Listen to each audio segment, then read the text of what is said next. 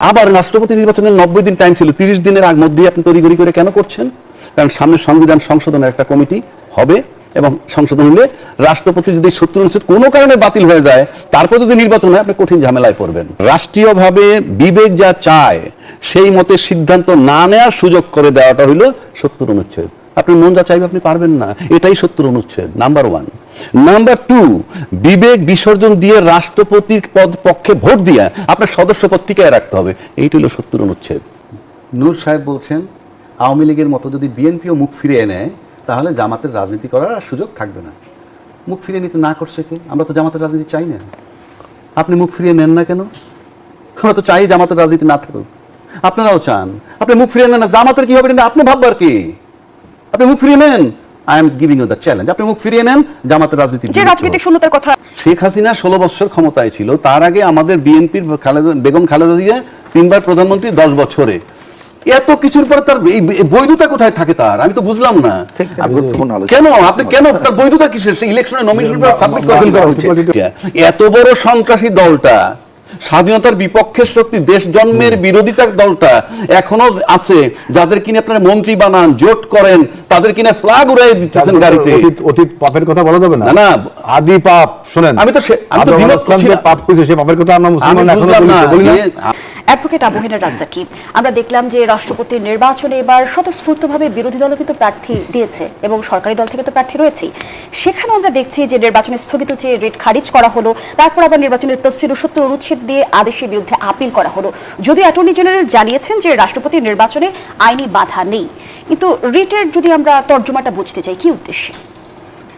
ধন্যবাদ আপনাকে এবং আমার দুইজন সহ-আলোচক আর নিউজ 24 এর দর্শক শ্রোতা সবাইকে আমার শুভেচ্ছা। 3 জন লোক আলোচনায় আসছে, 2 জনে কিন্তু রেজাল্ট বলে দিয়েছেন কে প্রেসিডেন্ট হবেন। এই ভোটের মানে কি আছে? 2 জনই তো বললেন প্রেসিডেন্ট কে হবে, না বললেও তাই হইতো। কিন্তু মানেটা কি? You are wasting time. এবং বাংলাদেশের মতো একটা জাতির কাছে সবচেয়ে লেস ইম্পর্টেন্ট যেটা, সেটা হলো সময়। 6 মাস যাওয়ার পরে যখন সবাই টকশোতে এসে বলে 6 মাস কোনো সময় না, মানে একটা নির্বাচিত সরকারের জন্য 6 মাস কোনো সময় না, একটা বারও কি কেউ বলতে পারবেন? তাহলে কবে থেকে গুনবো আপনার সময়? এটা তো রাষ্ট্র, তামাশা না। 2 জন আলোচক বলে দিলেন কে ফলাফল, এবং আমি নিশ্চিত করে বলে দিচ্ছি পৃথিবীর কেউ নাই যে এই রেজাল্ট পাল্টায়। যে রেজাল্ট আমি আগে জানি সেটা নিয়ে তো আমার ড্রামা করার কি প্রয়োজন? ড্রামা কে করছে? রাষ্ট্র, টোটাল রাষ্ট্র। আপনি আমাকে বলেন, প্রিন্স ভাই বললেন উনি একজন অভিভাবক হবেন, ভালো অভিভাবক হবেন আমরা আশা করি। রাষ্ট্রপতি অভিভাবক হয় কখন? যে কোনো সরকারের পতনের পর, যদি স্বাভাবিক প্রক্রিয়া পতন না হয়। তা আমরা কি সেই সম্ভাবনা আবার দেখছি যে উনি ভালো গার্জিয়ান হবেন? ভালো গার্জিয়ান রাস্তায় এলে সরকারের পতন হইতে হবে, যেমনিভাবে শাহাবুদ্দিন সাহেব হয়েছিলেন। রাষ্ট্রপতির ভূমিকা কি শুধুই সরকারের পতনে? পতন ছাড়া তার তো অভিভাবকের দায়িত্ব পালনের সুযোগ নাই। এই আজকে হেলাল বেরাও তো বলছিল রাষ্ট্রপতিকে সরাসরি সাংবিধানিক সংকট হবে, তেমন সংবিধানের একজন অভিভাবক। সেই জন্য বললাম নর্মাল কোর্সে তো তার কোনো ভ্যালু নাই, নো ভ্যালু এট অল। কিন্তু সংবিধান পরিবর্তিত হলে তখন নিশ্চয়ই সংবিধান পরিবর্তন না, যদি রাষ্ট্রের সরকার কোনো কারণে নর্মাল টাইম ছাড়া অ্যাবনর্মাল ভাবে চলে যান তখন মূল্য আছে। এইবার আসেন, জুলাই সনদে যে সংস্কার প্রস্তাবগুলো এসেছে সেগুলো বাস্তবায়িত হলে নিশ্চয়ই ওই আলাপ করে লাভ নাই তো, এক চুল সংস্কার হয় নাই, কবে হবে নোবডি নোস। এইবার আসেন 70 অনুচ্ছেদটা কি? রাষ্ট্রীয়ভাবে বিবেক যা চায় সেই মতে সিদ্ধান্ত না নেওয়ার সুযোগ করে দেওয়াটা হইল 70 অনুচ্ছেদ। আপনি মন যা চাইবে আপনি পারবেন না, এটাই 70 অনুচ্ছেদ নাম্বার 1। নাম্বার 2, বিবেক বিসর্জন দিয়ে রাষ্ট্রপতির পক্ষে ভোট দিয়ে আপনার সদস্য পদ টিকায় রাখতে হবে, এইটা হইল 70 অনুচ্ছেদ। আমি কিন্তু উল্টোভাবে প্রশ্ন করি অ্যাডভোকেট আবু-হেনা রাজ্জাকি, শেষ করি আমি। বিরোধী দল যেখানে প্রার্থী দিয়েছে আসলে ওখানে আসতেছি জয়ের জন্য সরকারি দল সংসদ সদস্য। আরে ভাই আমি ওখানে আসবো তো, আমি ওখানে আসবো। তাহলে 70 অনুচ্ছেদ হলো আপনার বিবেক কাজে লাগাইতে পারবেন না, 1। 2, আপনার বিবেক বিসর্জন দিয়া আপনার সদস্য পদ টিকায় রাখবেন। এইটা হইল গণতন্ত্র, এইটা হইল গণতন্ত্র। আবার রাষ্ট্রপতি নির্বাচনের 90 দিন টাইম ছিল, 30 দিনের মধ্যে আপনি তড়িঘড়ি করে কেন করছেন? কারণ সামনে সংবিধান সংশোধনের একটা কমিটি হবে এবং সংশোধন হলে রাষ্ট্রপতি যদি 70 অনুচ্ছেদ কোনো কারণে বাতিল হয়ে যায়, তারপর যদি নির্বাচন হয় আপনি কঠিন ঝামেলায় পড়বেন। এইবার আসেন যে যেখানে বিএনপির সংখ্যাগরিষ্ঠতা রয়েছে, বিএনপি কি আসলে এই বিষয়ে শঙ্কিত হওয়ার কোনো কারণ আছে? 70 অনুচ্ছেদ আছে বলে এবং বিএনপির যে সংসদ সদস্য মনে করবে আমি আমার সংসদ সদস্যপদ হারাইতে চাই না, সুতরাং ভোট অন্য জায়গায় যাবে না। কারণ আমরা তো দেখি একটা পদের জন্য কে কি করে, সেই কারণে বলছি। এখন আসুন আপনি তারপরে আপনি বলতে পারেন যে তাহলে বিরোধী দলের প্রার্থী দিল কেন? বিরোধী দলের প্রার্থী কেন দিছে? বিরোধী দলের জোট থেকে কর্নেল অলি সাহেব, তার দল হলো এলডিপি, তাকে চুজ করছে। তার ব্যাপারে যে আপনি কতগুলা কথা বলেন, উনি একজন মুক্তিযোদ্ধা, কোনো সন্দেহ নাই। উনি একজন বীর বিক্রম, কোনো সন্দেহ নাই। উনি জিয়াউর রহমান সাহেবের টয়েসি ছিলেন, কোনো সন্দেহ নাই। এই সব বিষয়গুলো যদি আপনি রোল প্লে করেন তাহলে কোনো সন্দেহ নাই। হেলাল ভাই মুক্তিযুদ্ধের পক্ষের শক্তি, প্রিন্স ভাই মুক্তিযুদ্ধের পক্ষের শক্তি, আমি মুক্তিযুদ্ধের পক্ষের শক্তি, গোটা দেশ মুক্তিযুদ্ধের পক্ষের শক্তি। কিন্তু নির্বাচনে দুইজন প্রার্থীর একজন বীর বিক্রম, তাকে ভোট দেওয়ার সুযোগ আপনার নাই।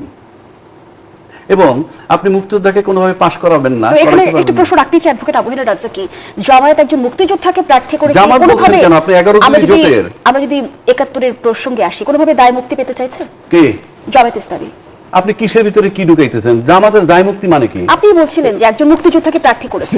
আমি বলছি যে মুক্তিযোদ্ধাকে প্রার্থী করছে আমাদের মুক্তির পক্ষের শক্তি, সেটার কারণে আপনার রেজাল্টটা কি হয়?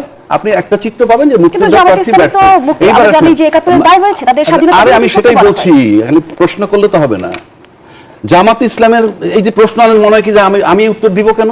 আচ্ছা, তারপরেও দিচ্ছি। আপনি একজন সচেতন নাগরিক হিসেবে উত্তর দিবেন। বেশ, জামাতে ইসলামের মাপ চাওয়া উচিত কিংবা ক্ষমা চাওয়া উচিত। টকশোতে এসে অনেক সাহেবরা বলছেন, আমি একমাত্র লোক বলছি কেন? আপনি এসে মাপ চাইলে, জাতির কাছে মাপ চাইলে মাপ করে দেবেন কেন?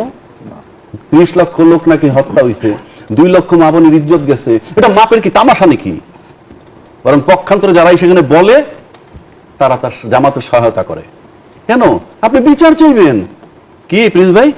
30 লক্ষ লোক মারছেন, 2 লক্ষ মা বোনের ইজ্জত গেছে, আপনি তারে মাপ চাইলে মাপ করে দেবেন মানে কি? আমি আবারও বলছি, জামাতের বিরুদ্ধে এই কমপ্লেন রাজনৈতিক কমপ্লেন না রিয়েল কমপ্লেন? রিয়েল কমপ্লেনের বিচার করেন, তামাশা না রাষ্ট্র। আমি কি বুঝাতে পেরেছি? আমি যেই জায়গায় প্রশ্নটি রাখতে চাই যে জামায়াত ইসলাম, আপনি বলছিলেন যে রাষ্ট্রপতি নির্বাচনের ফলাফল সবার জানা, নিশ্চিত পরাজয় জেনে বিরোধী দল কেন প্রার্থী দিয়েছে? তারা কি আসলে একজন মুক্তিযোদ্ধাকে প্রার্থী করার মধ্য দিয়ে কোনোভাবে দায় মুক্তি করতে বার্তা দিচ্ছে? বার্তা দিচ্ছে যে মুক্তিযুদ্ধের বিষয়টা মুখে মুখে, না না, মুক্তিযুদ্ধের বিষয়টা মুখে মুখে, প্র্যাকটিক্যালি নয়। তাহলে তো মুক্তিযুদ্ধ পাস করবে। তারা কিন্তু সেই কমিটিকে প্রত্যাখ্যান করেছে। কারা? সংবিধান সংশোধন কমিটির কথা বলছি। আর সংবিধান সংশোধন আপনি যাবেন কেন? গেলেই কি না গেলেই কি?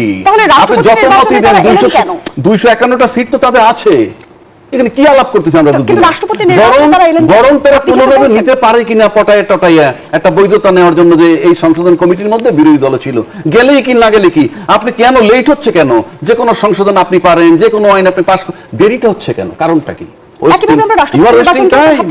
রাষ্ট্রের টাইম আপনি এভাবে নষ্ট করতে পারেন না।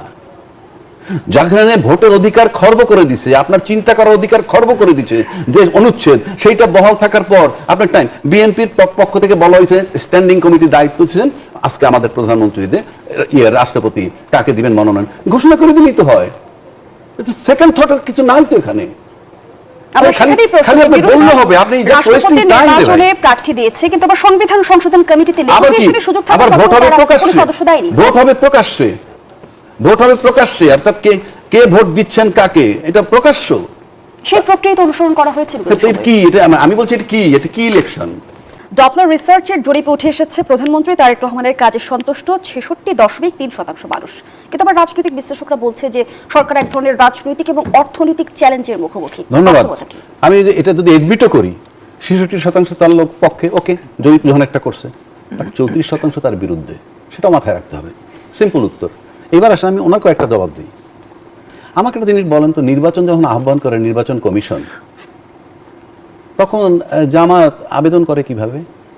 রাজাকার, মুক্তিযুদ্ধের বিপক্ষের শক্তি, এই দেশের বিরোধী শক্তি, রাষ্ট্র অ্যালাউ করে কেন তাকে? এখন নিষিদ্ধ করি নাই আমরা, এই কারণে নিষিদ্ধ করা হয়েছে, আদালত কিন্তু আবার তাকে ফেরত দিছে। আমি কি রাষ্ট্র মানবো না রাষ্ট্রের আইন মানবো? কি মানবোটা কি? আপনাকে তো বলতে হবে।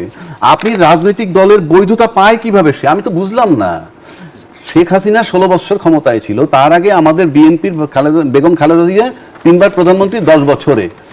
এত কিছুর পরে তার এই বৈধতা কোথায় থাকে তার? আমি তো বুঝলাম না কেন আপনি কেন তার বৈধতা কিসের? সেই ইলেকশনে নমিনেশন সাবমিট করা উচিত। আপনি একদিকে তার রাজাকার, সেটা বলতেই হবে। আর আওয়ামী লীগ, আমি একটা কথা বলি। আপনি তো রাষ্ট্রের জন্য ভয়ানক ক্ষতিকারক রে ভাই। আমি এই জিনিসটা আমি জানতে চাই, যারা রাষ্ট্রের জন্য ক্ষতিকারক, রাষ্ট্রের দেশ মানে না, যারা দেশ মানে না, রাষ্ট্রের জন্মের বিরোধিতা করছে, তাদেরকে যদি আপনি হেলাল ভাই এখানে বসে বলেন গণতন্ত্র, তাহলে ওইটা কথাটা কেন বলবেন আপনি? আমার প্রশ্ন, তাকে কেন সব দল ঐক্যমত হয়ে তাকে বাদ দিলে সে উঠবে কিভাবে?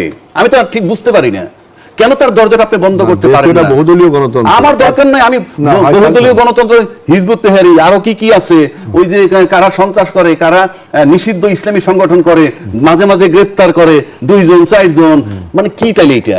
এত বড় সন্ত্রাসী দলটা, স্বাধীনতার বিপক্ষের শক্তি, দেশ জন্মের বিরোধিতার দলটা এখনো আছে, যাদের কিনে আপনারা মন্ত্রী বানান, জোট করেন, তাদের কিনে ফ্ল্যাগ উড়াই দিতেছেন গাড়িতে। অতীত পাপের কথা বলা যাবে না। না আদি পাপ, শুনেন, আমি তো যে পাপ করেছে সে পাপের কথা আমরা মুসলমান এখনো বলি না।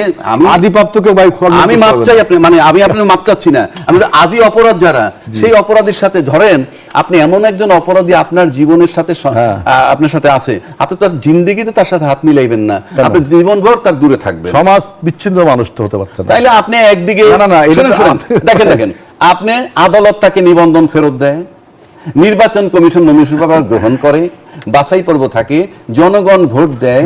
এই যে 68টা সিট পাইলো, কতটা লোকে ভোট দিছে, কত পার্সেন্ট? দেশে যদি আপনি এই মুহূর্তে ধরেন আওয়ামী লীগ নাই, তার কথা বাদ দিলাম, আপনি 100% লোকের যে 66% জরিপ, এইটা যদি আওয়ামী লীগ সহ ধরি আমি তর্কের খাতিরে মোট জনসংখ্যার, তাহলে 66%